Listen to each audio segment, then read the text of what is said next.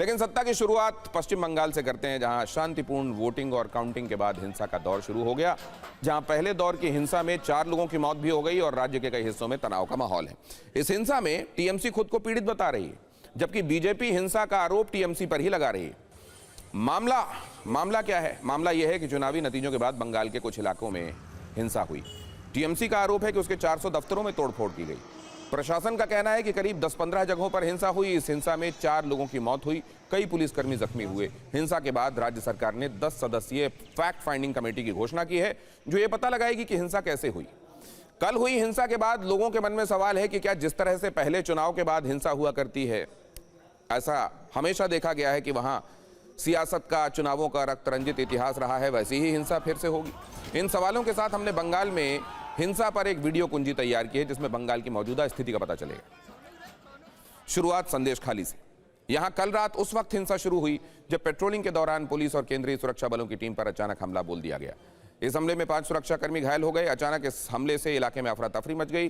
सुरक्षा बलों ने इलाके को घेर लिया और जवाबी कार्रवाई करते हुए हालात काबू में किए। तलाशी अभियान के दौरान मौके से देसी बॉम्ब, हथियार, दूसरे आपत्तिजनक सामान मिले। घटना के बाद पूरे इलाके में अतिरिक्त पुलिस बल तैनात कर दिया गया और संदिग्धों की तलाश में लगातार छापेमारी चल रही है। इससे पहले कल ही बीजेपी और तृणमूल कांग्रेस के एक कार्यकर्ता की मौत हुई थी। कोलकाता के न्यू टाउन इलाके में टीएमसी कार्यकर्ताओं ने बीजेपी कार्यकर्ता मधु मंडल को पीट कर मार दिया। इधर बीरभूम के नानूर में बीजेपी कार्यकर्ताओं पर टीएमसी कार्यकर्ता अबीर शेख की हत्या का आरोप लगा। हालांकि अब दोनों जगहों पर हालात काबू में है। कोलकाता में भी कल रात में बवाल हो गया। यहां की मशहूर न्यू मार्केट के पास टीएमसी दफ्तर को तोड़ दिया गया। आरोप है कि भीड़ ने बुलडोजर लाकर टीएमसी के न्यू मार्केट यूनियन दफ्तर को पूरी तरह से तोड़ दिया। टीएमसी नेताओं का आरोप है कि बीजेपी की जीत के जुलूस के दौरान पुलिस की इजाजत से यह सब हुआ। टीएमसी सांसद डेरेक ओब्रायन ने वीडियो सोशल मीडिया पर पोस्ट करके ऐसे ही आरोप लगाए। कई जगहों पर टीएमसी दफ्तरों में आग लगने की खबरें आई। टीएमसी के अलग अलग सांसदों ने वीडियो पोस्ट किए। उन्होंने आरोप लगाया कि पूरे राज्य में बीजेपी समर्थक टीएमसी दफ्तरों में तोड़फोड़ कर रहे हैं। मुर्शिदाबाद जिले के जियागंज में लेनिन की प्रतिमा तोड़ दी गई। टीएमसी इसके लिए भी बीजेपी को जिम्मेदार ठहरा रही है, लेकिन स्थानीय निवासियों का कहना है कि बीजेपी के लोग कभी ऐसा नहीं कर सकते। वैसे आपको बता दें कि जिस जियागंज में लेनिन की मूर्ति तोड़ी गई है, मशहूर गायक अरिजीत सिंह का घर इसी शहर में है और वो यहीं रहते हैं। इसके अलावा आसनसोल के गोधुली इलाके में टीएमसी के एक दफ्तर में तोड़फोड़ की गई, जबकि हावड़ा के दुमुरजाला, टॉलीगंज, कस्बा, बरुईपुर, कमरहाटी, बारानगर, हावड़ा और बहरामपुर में टीएमसी कार्यालयों में तोड़फोड़ की गई है। कुल मिलाकर चुनाव खत्म होते होते बंगाल में हिंसा हो ही गई। आज बंगाल पुलिस की तरफ से इस मामले में प्रेस कॉन्फ्रेंस की गई है और कहा गया है कि हिंसा करने वालों को छोड़ा नहीं जाएगा। 80 लोगों की गिरफ्तारी का दावा भी किया गया है और यह भी कह दिया गया है कि बिना इजाजत विजय जुलूस न निकाला जाए। कल कुछ घरों पे अटैक हुआ था, उसकी जांच करने के लिए यहाँ पे पुलिस आई। पुलिस का सीएपीएफ थी, उनके ऊपर अटैक किया गया। एक जो उसी नजात था, उनके पैर में गोली लगी है। सीएपीएफ के कुछ जवान माइनर इंजरी हुआ था और एक लेडी कांस्टेबल भी इंजरी हुई थी। कई लोगों को हम लोगों ने यहाँ पे डिटेन करके पूछताछ की। उसमें हम लोगों को कुछ लोगों के नाम मिले हमको, उनके खिलाफ हम लोगों ने रेड किया। 4 जो इसमें इन्वॉल्व है उन लोगों को अरेस्ट किया है। जिसने भी किया ये काम अच्छा नहीं है। जो लेनिन की मूर्ति था उसको ढांचा को तोड़ा गया, क्या कहना चाहेंगे?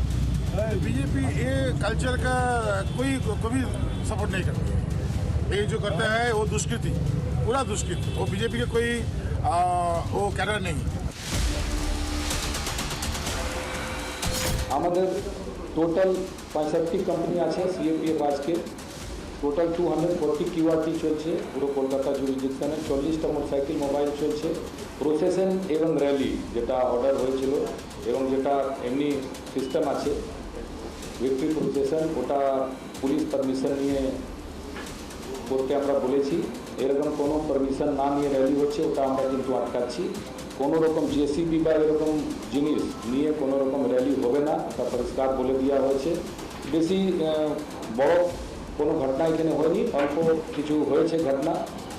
আমরা মোটামুটি 80 জনকে অ্যারেস্ট করেছি, যত রাফ অ্যান্ড রাউডি আছে।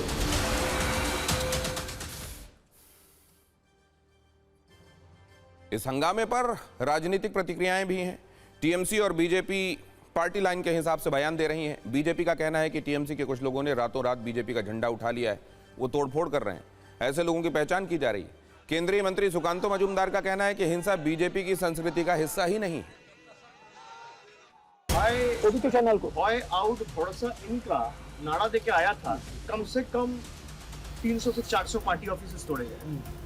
वो भी तो कम से कम 150 ऐसे कैंडिडेट्स हैं हमारे जिनके घर के अंदर घुस के हमला चलाया गया, जिनके नीचे गराज में या पार्टी ऑफिस में एकदम घुस के तोड़फोड़ मचाया गया।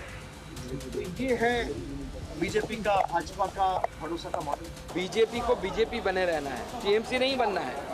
टीएमसी को लोगों ने रिजेक्ट किया, इसलिए टीएमसी जैसा आचरण मत करिए। हम जानते हैं आपके ऊपर लगातार अत्याचार हुआ है, 2018 से अत्याचार हुआ है, लेकिन धैर्य धरिए, पुलिस उस पर कार्रवाई करेगी। बंगाल में हिंसा का एक दौर शुरू हुआ है। जब से नतीजे आए, उसे रोकने की जगह दिल्ली से उन्हें भड़काने का काम हो रहा, और कोई उसके बारे में बात नहीं कर रहा। रोज डिबेट्स हो रही हैं, बड़ी बड़ी बातें कर रहे हैं, साहब इनका एग्जिट पोल ठीक हुआ, उनका गलत हुआ, ये हिंदू पार्टी हो गई, वो मुसलमान पार्टी हो गई। शर्म करिए साहब। चोर चोरी के खिलाफ बोलता है, वहां की सरकार करवा भी रही है और हल्ला भी मचा रही है। ये भारतीय जनता पार्टी का 10 नंबरी मॉडल है, 10 नंबरी मॉडल। और 10 नंबरी मॉडल में तो आप जानते होंगे कौन कौन शामिल रहते होंगे। कुछ नहीं यार, एक कंपटीशन आ गया, कौन बड़ा भाजपा बनेंगे।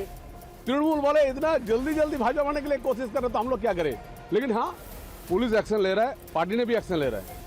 अभी जो भी करेगा, इसके बाद पार्टी का बाहर होगा तो उसको अरेस्ट होगा। बीजेपी के आने पर जो गुंडागर्दी हो रहा है, और प्रधानमंत्री ने जो बयान दिया है, बदल हुआ है, बदला नहीं।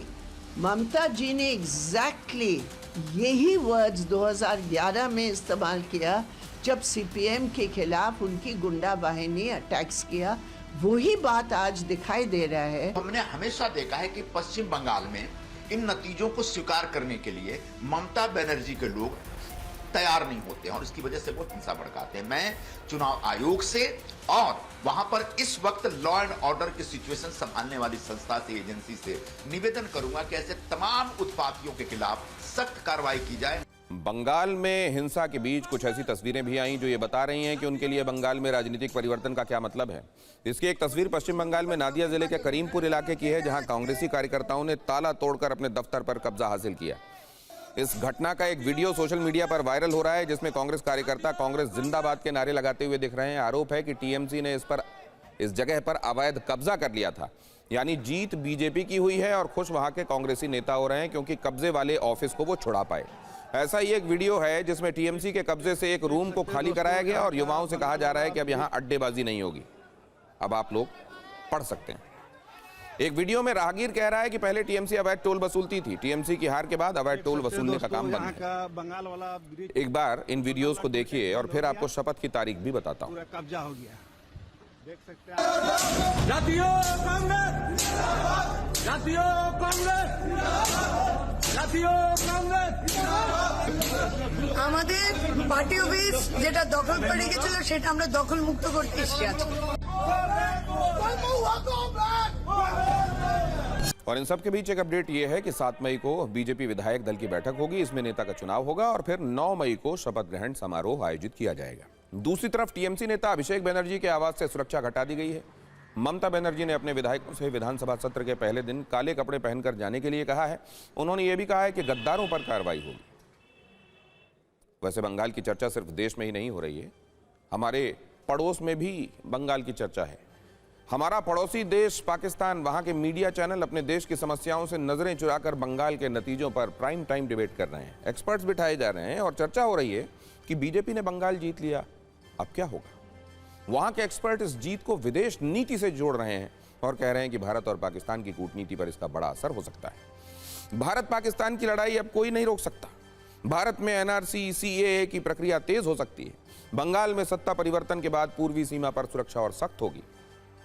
मतलब कुछ भी, लेना एक न देना दो, बस डिबेट मूसलाधार, वो भी भारत के एक राज्य के चुनावी नतीजों पर।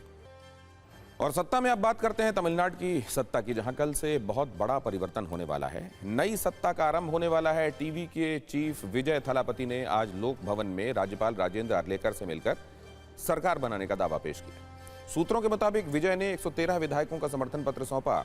राज्यपाल ने 118 विधायकों के समर्थन के पत्र की मांग की है। इस पर विजय ने समर्थन के लिए वक्त मांगा है। आपको विजय के बहुमत का स्टेटस भी बता देता हूं। 234 सदस्यीय विधानसभा में टीवीके की 108 सीटें हैं, लेकिन विजय 2 सीटों पर जीते हैं, इसलिए एक सीट छोड़ने पर ये 107 रह जाएंगी सीटें। ऐसे में राज्य में कुल सीटें 233 होने पर भी बहुमत का आंकड़ा 118 ही रहेगा। इसलिए टीवीके को 11 और विधायक चाहिए। बड़ी बात यह है कि कांग्रेस के 5 विधायकों का समर्थन मिला है। ऐसे में और विधायकों की जरूरत होगी। ये तो लगभग तय माना जा रहा है कि तमिलनाडु में विजय की सत्ता होगी, लेकिन बहुमत का समीकरण क्या होगा अभी तय नहीं हुआ है। कई थ्योरीज चल रही हैं। एक थ्योरी यह है कि कांग्रेस और कई छोटी पार्टियों के समर्थन से विजय थलापति सरकार बना सकते हैं। खबर है कि विजय लेफ्ट और वीसीके जैसे छोटे दलों से भी संपर्क में है। दूसरी चर्चा यह है कि अगर विजय थलापति को एआईएडीएमके का समर्थन मिलता है तो वो बहुमत का आंकड़ा पार कर सकते हैं। इस पर कोई आधिकारिक जानकारी अभी नहीं है। फिलहाल टीवीके ने आज अपने सभी नवनिर्वाचित विधायकों को महाबलीपुरम के चेंगलपट्टू स्थित 4 पॉइंट्स नाम के रिजॉर्ट में शिफ्ट कर दिया है। खैर, सत्ता वाली चर्चाओं को विराम बहुत जल्द लग सकता है, लेकिन इतना तय है कि कांग्रेस टीवीके को समर्थन दे रही है। आज कांग्रेस के नेताओं ने इसकी जानकारी दी है। वहीं कांग्रेस के समर्थन पर डीएमके आहत है। डीएमके की तरफ से कहा गया है कि कांग्रेस ने पीठ में छुरा घोंपा है। ऐसे बयानों से आप समझ सकते हैं कि तमिलनाडु में अभी बहुत कुछ होना बाकी है। सियासी क्लेश का असली अनफोल्ड होना, या जिसको आप कहें असली पिक्चर, अभी बाकी है।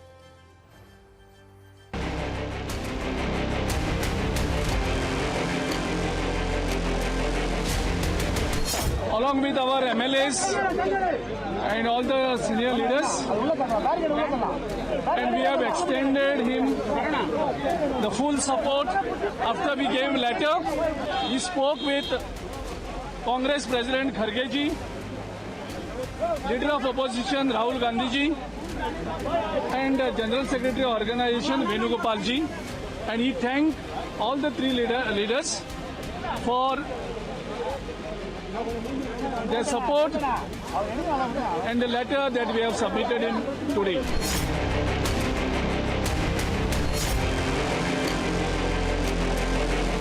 The President of TVK, K.D. Vijay, has requested the INC for support to form a government in Tamil Nadu. INC is clear that the mandate in Tamil Nadu is for a secular government committed to protecting the constitutional letter and spirit. The INC is determined not to have the BJP and the proxies run the government of Tamil Nadu in any manner. इसमें कोई दो राय नहीं है कि तमिलनाडु में विजय को ऐतिहासिक सफलता मिली है। सवाल है इसकी मुख्य वजहें क्या रही। तमिलनाडु की जनता ने क्यों विजय थलापति पर भरोसा जताया? इसमें उनके चुनावी वादों की बड़ी भूमिका रही। इस पर हमने सत्ता का नंबर गेम तैयार किया है, जिसमें उनके वादों से बढ़ने वाले आर्थिक बोझ की कहानी भी है। एक रिपोर्ट के मुताबिक अगर टीवीके अपने सभी वादों को पूरा करती है तो राज्य के खजाने पर लगभग 1 लाख करोड़ का वार्षिक बोझ बढ़ेगा। ये राशि वर्तमान एमके स्टालिन सरकार की कल्याणकारी योजनाओं पर खर्च किए जा रहे 65,000 करोड़ रुपए से 52% ज्यादा है। इसके विस्तृत विश्लेषण से आप पूरी कहानी समझ जाएंगे। तमिलनाडु में महिलाओं के लिए नकद सहायता, जिसे आप कैश ट्रांसफर योजना भी कह सकते हैं, वो लगभग 47,100 करोड़ रुपए है। ये 1,57,00,000 महिलाओं को 2,500 रुपए प्रतिमाह देने का वादा जो है उसके तहत है। वर्तमान में डीएमके सरकार 1,000 रुपए प्रतिमाह दे रही है। किसानों को सहायता 11,910 करोड़ रुपए की बात की गई है। यह लगभग 79.4 लाख किसानों को 15,000 रुपए वार्षिक सहायता देने के प्रस्ताव के तहत है। मुफ्त एलपीजी सिलेंडर की बात करें तो राज्य के 1.85 करोड़ परिवारों को साल में 6 मुफ्त गैस सिलेंडर देने का वादा किया गया है। इससे 9,990 करोड़ रुपए के खर्च का अनुमान है। इसके अलावा कृषि मजदूर और शिक्षा अनुदान का वादा टीवीके ने किया है। खेत में काम करने वाले मजदूरों के लिए 10,000 वार्षिक और स्कूली बच्चों के अभिभावकों के लिए 15,000 रुपए के वार्षिक अनुदान की घोषणा की गई है। इसका खर्च करीब 18,038 करोड़ रुपए आ सकता है। युवा और बेरोजगारी भत्ता का भी ऐलान किया गया है, जिसका खर्च लगभग 10,200 करोड़ रुपए आ सकता है। बेरोजगार स्नातकों को 4,000 मासिक और इंटर्नशिप करने वालों के लिए स्टाइपेंड की व्यवस्था भी है। आर्थिक विशेषज्ञों और विपक्षी दलों का कहना है कि तमिलनाडु पहले से ही भारी कर्ज के बोझ तले दबा हुआ है। ऐसे में मिलने वाले राजस्व का लगभग 30% हिस्सा केवल इन योजनाओं में खर्च करना होगा। और एक वादा सोने की अंगूठी वाला भी है। इस पर भी सत्ता की कुंजी हमने तैयार की है, जिसमें आर्थिक बोझ वाला नंबर गेम है। टीवीके ने सालाना 5 लाख रुपए से कम आय वाले परिवारों की दुल्हनों को 8 ग्राम सोने की अंगूठी का वादा किया है। वर्तमान में 22 कैरेट सोने की कीमत करीब 14,000 रुपए प्रति ग्राम है। अगर इस तरीके से आप कैलकुलेट करें तो 1.12 लाख रुपए प्रति लाभार्थी खर्च का अनुमान है। तमिलनाडु में हर वर्ष 4 से 5 लाख शादियां होती हैं और एक रिपोर्ट के मुताबिक 60% परिवार विजय की स्कीम के तहत फिट बैठते हैं। मतलब यह है कि हर वर्ष लगभग 2,70,000 दुल्हन गोल्ड की हकदार हो सकती हैं। ऐसे में सिर्फ दुल्हनों को 8 ग्राम सोना देने में 3,000 करोड़ रुपए से ज्यादा का खर्च अनुमानित है। इसके अलावा हर नवजात को गोल्डन रिंग देने का भी वादा किया गया है। तमिलनाडु में हर वर्ष 9 से 10 लाख बच्चों का जन्म होता है। एक अनुमान के मुताबिक तमिलनाडु में हर वर्ष आर्थिक रूप से कमजोर परिवारों के करीब 4.7 लाख बच्चों को अंगूठी देनी होगी। मतलब ये स्कीम में फिट बैठ सकते हैं। अगर एक छोटी सी अंगूठी की कीमत औसत 5,000 रुपए के आसपास भी मानिए तो कुल 235 करोड़ रुपए का खर्च, सालाना खर्च आ जाएगा। खैर, अब ये सरकार बन जाएगी और ये तमाम वादे पूरे हो जाएंगे और क्या अपने वादों को निभाने के साथ साथ वो अपने बजट के साथ संतुलन भी बिठा पाएंगे, आने वाले दिनों में स्पष्ट हो जाएगा। सत्ता में अब आपको भोपाल और इंदौर में मेट्रो में लेकर चलते हैं, जहां प्री वेडिंग शूट करने या जन्मदिन का जश्न मनाने के लिए आपका स्वागत है। हमने आपको 9 अप्रैल को दिखाया था कैसे भोपाल मेट्रो नुकसान के ट्रैक पर दौड़ रही है। जिस मेट्रो को करोड़ों खर्च करके शुरू किया गया उसकी रोज की कमाई सिर्फ हजारों में है। ऐसा हाल इंदौर मेट्रो का भी है। लेकिन अब इस नुकसान की भरपाई करने के लिए दोनों जगह एक स्कीम लॉन्च की गई है, जिसके तहत अब कोई भी शख्स भोपाल और इंदौर मेट्रो में प्री वेडिंग शूट या बर्थडे सेलिब्रेशन कर सकेगा। इसके लिए भोपाल और इंदौर मेट्रो कॉरपोरेशन की तरफ से जिस स्कीम को लॉन्च किया गया है उसका नाम है सेलिब्रेशन ऑन व्हील्स। इस स्कीम के जरिए कोई भी 1 घंटे के लिए 5 से 7,000 रुपए में मेट्रो की बुकिंग करवा सकता है। शर्त यह है कि किसी भी इवेंट के लिए कम से कम 15 दिन पहले बुकिंग करानी होगी और एक आयोजन में अधिकतम 50 मेहमानों को बुलाने की अनुमति लेनी होगी। इस बात का खास ख्याल रखना होगा कि सेलिब्रेशन में न शराब का इस्तेमाल हो और न धूम्रपान। साथ ही तय नियमों और टाइमिंग का सख्ती से पालन करना जरूरी होगा। मतलब यह है कि मध्य प्रदेश के इन 2 शहरों में मेट्रो अब सिर्फ सफर का साधन नहीं बल्कि जश्न मनाने का नया ठिकाना बनने जा रही है। दावा है कि इससे मेट्रो की आय बढ़ने में मदद मिलेगी और घाटे की कुछ भरपाई भी हो सकेगी। कौन कौन से इवेंट मेट्रो में किए जा सकेंगे उसकी भी एक लिस्ट जारी कर दी गई है।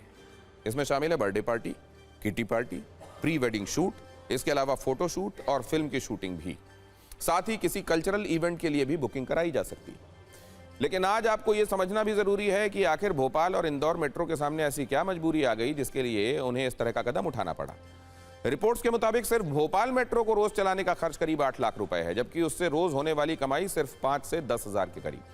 मतलब भोपाल मेट्रो अपने रोजाना ऑपरेशंस का 5% भी नहीं निकाल पा रही। इंदौर मेट्रो का दर्द भी कुछ ऐसा ही है, जिस पर मरहम लगाने के लिए सेलिब्रेशन ऑन व्हील्स स्कीम लाई गई है। इस पर सियासी कलेश भी हो रहा है।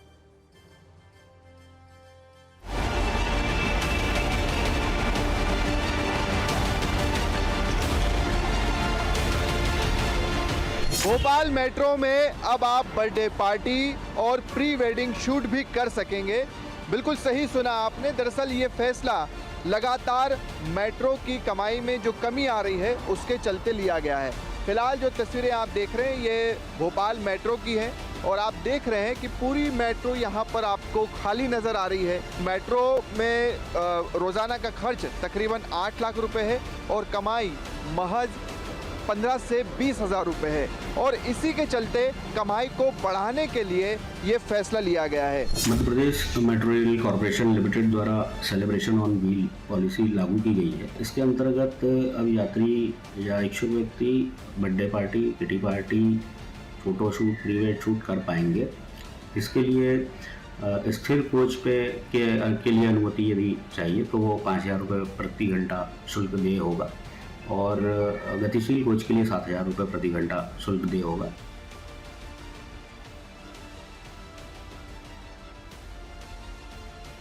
ये सरकार है दिशाहीन सरकार। क्रूज में भी पार्टियां करवा रहे थे, जान ली। मेट्रो है आवागमन का साधन, मेट्रो में वो पार्टियां करवाएंगे। दिशा ठीक है क्या सरकार की? ये सरकार भ्रष्टाचार का दूसरा नाम है। एक सिक्के के दो पहलू है। लोगों को गुमराह करना है, विज्ञापन देना है, अलग अलग बातें करनी है, काम एक भी जमीन पे किया। ये प्रारंभिक चरण है, तो घाटा और प्रॉफिट की पूरी कैलकुलेशन जब भी ऐसे बड़े प्रकल्प लगते हैं तो इनको स्थायित्व होने में समय लगता है। और जो प्री वेडिंग शूट और दूसरे जनता के जो हित के कार्य होते हैं जिसमें आम लोगों का मनोरंजन भी हो और अगर हम वो सुविधाएँ दे सकते हैं तो उसके हिसाब से जो ये यूपी का मॉडल है उसको देख करके इंदौर और भोपाल के अंदर उसको हम लागू करने का प्रयास कर रहे हैं। वैसे आपने मन में ये भी सोचा होगा कि भोपाल मेट्रो की ऐसी हालत हो क्यों गई, भोपाल में मेट्रो घाटे के ट्रैक पर क्यों दौड़ रही है, तो उसकी वजह भी समझिए। पहला कारण है सीमित कनेक्टिविटी, क्योंकि अभी सिर्फ करीब 7.5 किलोमीटर के ट्रैक पर मेट्रो चल रही है। दूरी कम है, इसलिए जिन लोगों को दूर जाना है वो मेट्रो का इस्तेमाल नहीं कर रहे हैं, बल्कि मेट्रो की बजाय वो निजी वाहनों, ऑटो और बाइक को प्राथमिकता दे रहे हैं। दूसरा कारण है मेट्रो के लिए लंबा इंतजार। अभी 2 ट्रेनों के बीच का गैप, मतलब मेट्रो की फ्रीक्वेंसी करीब 75 मिनट है। ऐसे में 7 किलोमीटर के सफर के लिए 75 मिनट का इंतजार लोगों को ज्यादा लग रहा है। तीसरी वजह है मेट्रो के चलने का समय। जो मेट्रो पहले 9 बजे चलती थी, अब वो दोपहर 12 बजे शुरू हो रही है। ये समय ऑफिस या स्कूल जाने वालों के लिए बिल्कुल सही नहीं है। इसके अलावा मेट्रो को शाम 7:30 बजे ही बंद भी कर दिया जाता है। एक और वजह है मेट्रो स्टेशन तक साधन, क्योंकि मेट्रो स्टेशन तक आना और जाना मुश्किल है। ना ही ज्यादा ई रिक्शे हैं, ना ही फीडर बसेस की व्यवस्था है। ऐसे में लोग मेट्रो से ज्यादा दूसरे साधनों का इस्तेमाल कर रहे हैं। इससे मेट्रो को रोज के संचालन का भारी भरकम घाटा झेलना पड़ रहा है। लेकिन अब इस पर ब्रेक लगाने की जो तैयारी की गई है उस पर सवाल भी उठ रहे हैं। और अब आपको पंजाब में कल रात हुए 2 धमाकों के बारे में बताते हैं जिस पर अब वहां सियासी ब्लास्ट हो रहे हैं। बीजेपी, आम आदमी पार्टी और कांग्रेस के बीच बयानों का जो दौर शुरू हुआ है उसकी तीव्रता बहुत ज्यादा है। लेकिन पहले 2 तस्वीरें देखिए जिसमें पंजाब की नई चिंता है। यहां कल रात पंजाब के 2 शहर 2 धमाकों से हिल गए। बीती रात जालंधर में बीएसएफ हेडक्वार्टर के बाहर ब्लास्ट हुआ तो अमृतसर के कैंट एरिया में विस्फोटक फेंका गया। रात की बात यह रही कि दोनों ही धमाकों में किसी की जान नहीं गई, लेकिन सीसीटीवी फुटेज आ चुके हैं, जांच जारी है और इसका कनेक्शन अब पाकिस्तान तक जाता दिखाई दे रहा है। पंजाब के जालंधर में पहला धमाका बीएसएफ पंजाब फ्रंटियर हेडक्वार्टर के बाहर हुआ, जो बहुत जोरदार था। वीडियो में दिख रहा है कि कैसे स्कूटी में अचानक तेज ब्लास्ट हुआ और फौरन आग लग गई। धमाका होते ही पास खड़ा एक शख्स वहां से भागता है। इस मामले में पुलिस ने एक डिलीवरी बॉय को हिरासत में लिया है। इसके करीब 3 घंटे के बाद अगला धमाका अमृतसर में होता है, इसकी लोकेशन थी army cantt area. Punjab police के मुताबिक किसी व्यक्ति ने बाहर से विस्फोटक कैंट की बाउंड्री वॉल की तरफ फेंका, जिसके बाद यह धमाका हुआ। लेकिन सवाल यह है कि इन दोनों धमाकों का कनेक्शन पाकिस्तान से है क्या, और क्या इसका रिमोट असीम मुनीर और पाकिस्तान की खुफिया एजेंसी आईएसआई के हाथ में था? अब तक की जांच के मुताबिक जालंधर अमृतसर ब्लास्ट में आईईडी के इस्तेमाल की आशंका है। धमाकों का लिंक पाकिस्तान से होने का शक जताया जा रहा है और इसी एंगल से जांच भी जारी है। पुलिस को शक है कि ब्लास्ट में खुफिया एजेंसी आईएसआई का कनेक्शन हो सकता है और शक है कि ऑपरेशन सिंदूर की सालगिरह से पहले पूरी साजिश के साथ ये धमाका अंजाम दिया गया। वैसे जालंधर में हुए ब्लास्ट की जिम्मेदारी खालिस्तान लिबरेशन आर्मी ने ली है, लेकिन पुलिस का कहना है कि इस नाम का कोई संगठन है ही नहीं। दावा है कि केएलए का नाम आईएसआई प्रोपेगेंडा के लिए इस्तेमाल किया जा रहा है।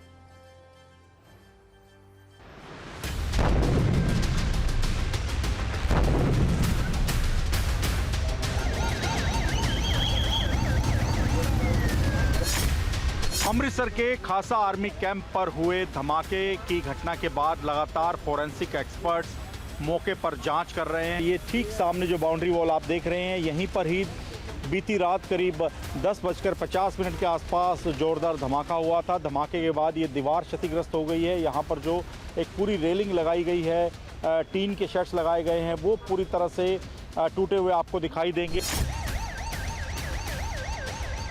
इस इंसीडेंट का हजे किसी ने क्लेम नहीं किया हैगा, पर असी अज्यूम करते हैं कि ऑपरेशन सिंदूर की एनिवर्सरी होने करके this is part of Pakistan ISI designs. देखिए यहाँ पर ये धमाका हुआ था और आप देखिए इस वक्त एक कपड़े से ढकी हुई आपको स्कूटी का कुछ हिस्सा दिखाई देगा। पूरी तरह से परखच्चे उड़ चुके हैं इस स्कूटी के। बीएसएफ हेडक्वार्टर्स है पंजाब फ्रंटियर का, उसका ये मेन गेट है, उसके बाहर ये धमाका हुआ है। ਅਸੀਂ ਕੱਲ ਤੋਂ ਹੁਣ ਤੱਕ ਵਿੱਚ ਆਪਣੀ ਇਨਵੈਸਟੀਗੇਸ਼ਨ ਕਰ ਰਹੇ ਸੀਗੇ। ਸੋ ਸਾਡੀ FSL ਦੀ ਟੀਮਾਂ ਨੇ ਇੱਥੋਂ ਕੁਝ ਸਵੈਬ ਚੱਕੇ ਹਨ ਤੇ ਜਿਹੜੇ ਕਿ ਅਸੀਂ ਅੱਗੇ ਜਾਂਚ ਲਈ ਭੇਜੇ ਹੈ। ਸੋ ਸਾਨੂੰ ਇਹ ਜਾਪਦਾ ਹੈ ਕਿ ਕਿਸੇ ਤਰ੍ਹਾਂ ਦਾ ਵਿਸਫੋਟਕ ਇਸਤੇਮਾਲ ਕਰਕੇ ਇੱਥੇ ਧਮਾਕਾ ਕੀਤਾ ਗਿਆ है। पंजाब में डबल ब्लास्ट पर जोरदार सियासत भी हो रही है। इसकी शुरुआत पंजाब के मुख्यमंत्री भगवंत मान के एक बयान से हुई, जिसे सुनकर बीजेपी का पारा चढ़ गया। भगवंत मान ने कहा यह ब्लास्ट बीजेपी के इलेक्शन की तैयारी है। इस पर केंद्रीय मंत्री रवनीत बिट्टू ने उन्हें चैलेंज किया और कहा कि अगर मान में हिम्मत है तो बीजेपी या उन पर FIR दर्ज करवाएं। भगवंत मान ने यह भी कहा कि बीजेपी छोटे मोटे ब्लास्ट कराकर लोगों को डराकर वोट लेना चाहती है, यह बीजेपी के स्टाइल है। इस पर बीजेपी ने जवाब दिया है कि ऐसे स्तरहीन बयान राजनीतिक फायदे के लिए दिए जा रहे हैं। आज इस पर नेशनल कॉन्फ्रेंस के नेता फारूक अब्दुल्ला से भी सवाल पूछा गया तो उन्होंने कहा कि यह कोई नई बात नहीं है, हिंदुस्तान में ब्लास्ट होते रहते हैं। तो कांग्रेस सांसद ने इन धमाकों पर पंजाब सरकार और उसके लॉ एंड ऑर्डर पर सवाल उठा दिए। एक राजनीतिक क्लेश वाली रील इस पर भी देखिए।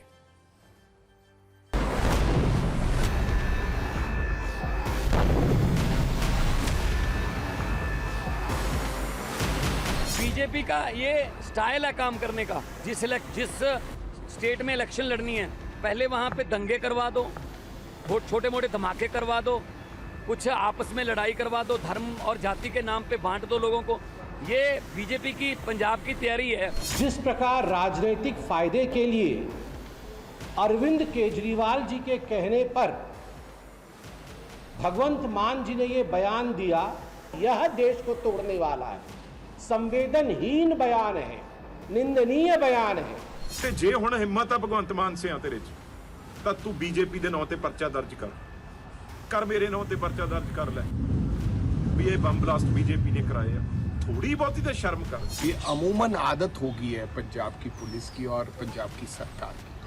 हैंड ग्रेनेड चलता है तो कहेंगे टायर फटा था, बॉम्ब चलता है तो कहेंगे पटाखा चला था। जिस भी स्टेट की विधानसभा की इलेक्शन होती है कि भारतीय जनता पार्टी उस स्टेट का, उस सूबे का जो माहौल होता है उसको खराब करने की कोशिश करती है।